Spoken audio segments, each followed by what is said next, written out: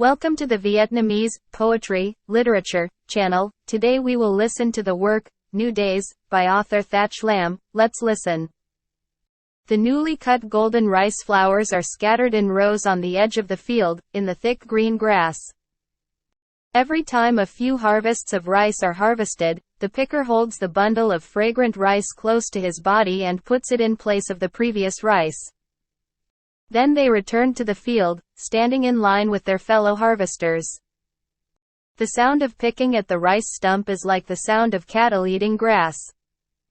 Concentrated on his work, Tan did not pay attention to the surrounding scenery. He didn't feel tired anymore, although the sunlight burned on his back, and sweat dripped down his forehead. Tan paid attention to moving the pick quickly. Every time the vibrating rice flour touched his face or body, the fragrant smell of ripe rice mixed with the smell of newly cut wet rice straw. That fragrance made him as drunk as alcohol. Tan tried his best to harvest, just worried that he wouldn't be able to keep up with the other workers.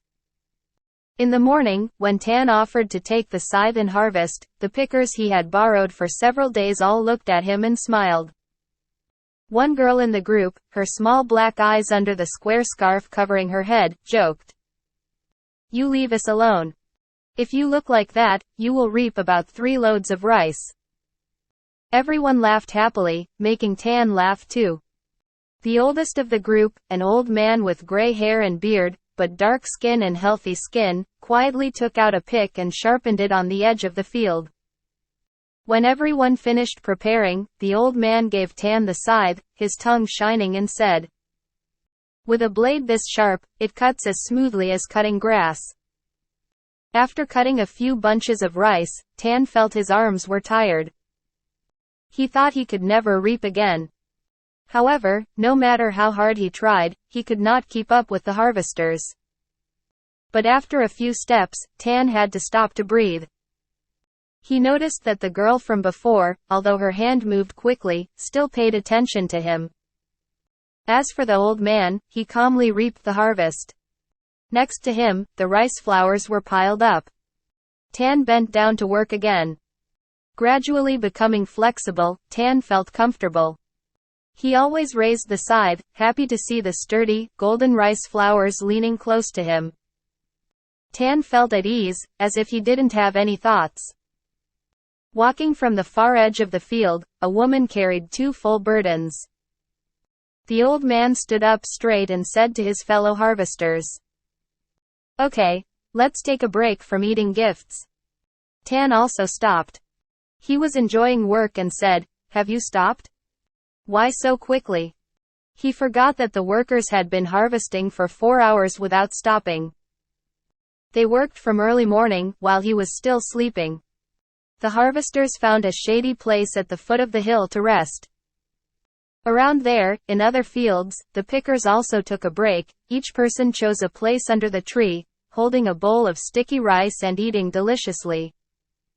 It was a midday meal, because early in the morning before going to the fields, everyone had already eaten.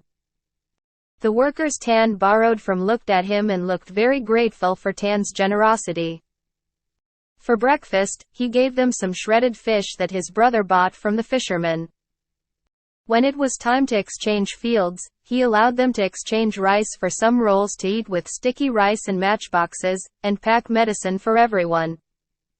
Therefore, they were very happy because their 8-cent day's work was intact and did not have to be consumed.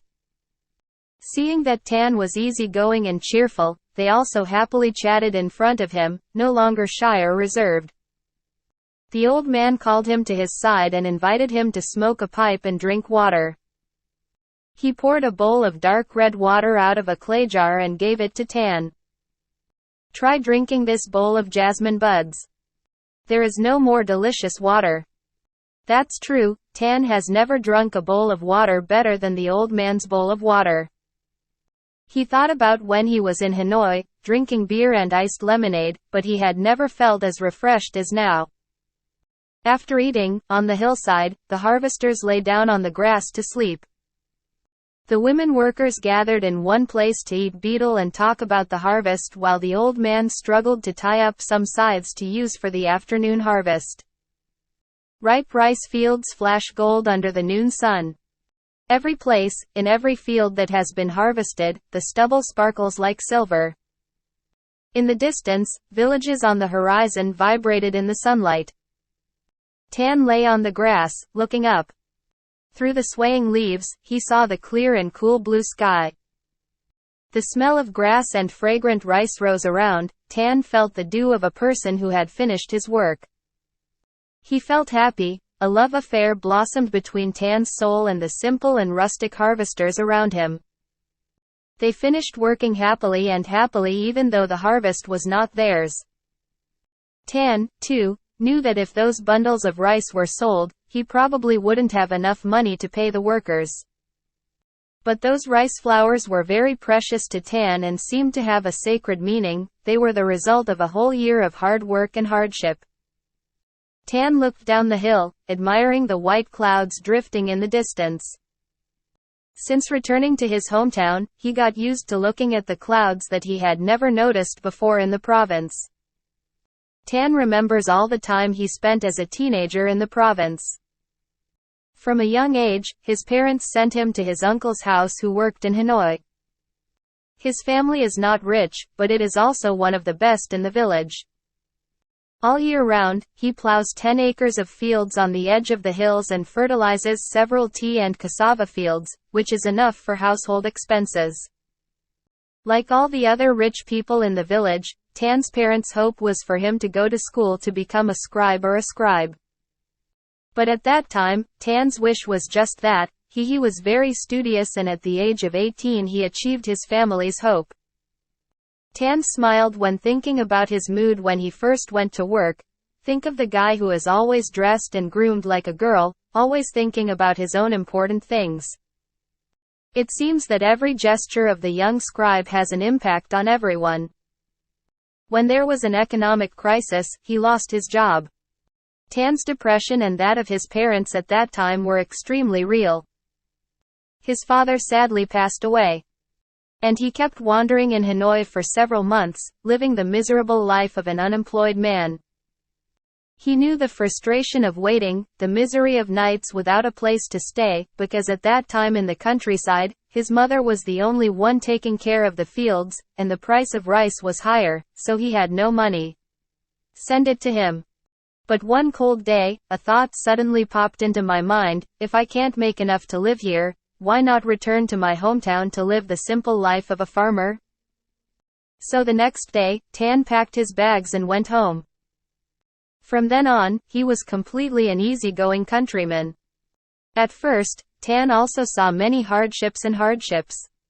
But gradually he realized that those lacking things were not the things needed for life, but the surplus things. The necessities were food and clothing. He had enough. Gradually, he saw that the life he lived before in the province was a complicated and meaningless life, without any meaning. Just live like everyone else, think like everyone else, and seek temporary pleasure and pleasures to buy the boredom later. Tan regrets not living in the countryside when he was young to be close to the scenery. He likes to live next to simple and rustic country people. Only then did he know about heaven and earth, about the weather, about the change from one season to another. A gust of wind or a sprout of grass, for him, each has its own meaning. Tan is not as indifferent as before to the things around him. His soul is in contact and vibrates with the scenery. He had the feeling that he lived. In the afternoon, Tan's field was harvested. An entire field was left with only stubble. The harvesters all packed their sickles and returned. On the road to the village, the farmers carried heavy loads of golden rice. The sun was setting on the other side of the hill. Down in the valley, a cold white fog spread and mixed with the smoke surrounding the villages. The grass on the side of the road is wet. In the distance, there was someone's fire burning on the side of a faint mountain range on the horizon. Tan and the workers all walked back home. Everyone was silent and said nothing, as if respecting the moment of the end of the day. In this moment, Tan seemed to see that the landscape had a soul, and that layer of fog was the soul of the fertile soil, which nourished the grain needed for human life. When we reached the hidden road in the village, it was dark. Through the fence, Tan saw twinkling lights in the courtyards of the houses, the sound of threshing rice on a stone mortar, and the sound of rice grains shooting into a squeegee-like showers. Everywhere you can see cheerful laughter. The night scene in the countryside is still quiet, but this afternoon it is extremely active. The fragrant smell of rice lingers in the bushes mixed with the warm smell of grass manure, rising everywhere. Returning to the yard, everyone finished eating and started working again. The women threshed rice and sang, while the pickers sat around the small lamp and talked. Everyone laughed naturally. They were dedicated to working all day long. Gatherings of dark yellow rice bring them the joy of a good harvest, the image of prosperity in life. Tan felt that he was as happy as them. He felt that his heart was open, his soul was friendly, and he loved everyone. After arranging a reward for the new sticky rice cooker workers, Tan walked out into the alley and looked down the hill. In the sky, thousands of stars sparkle. The wind in the fields carries the smell of wet straw and cold dew. The whole night area was spacious and calm on a quiet field. Tan suddenly saw at the foot of the distant sky, the dim light of Hanoi province. He happily thought of his full days in this countryside place. A new life is waiting for him. At the end of the work, please support me with the like button and subscribe to the channel to listen to more works.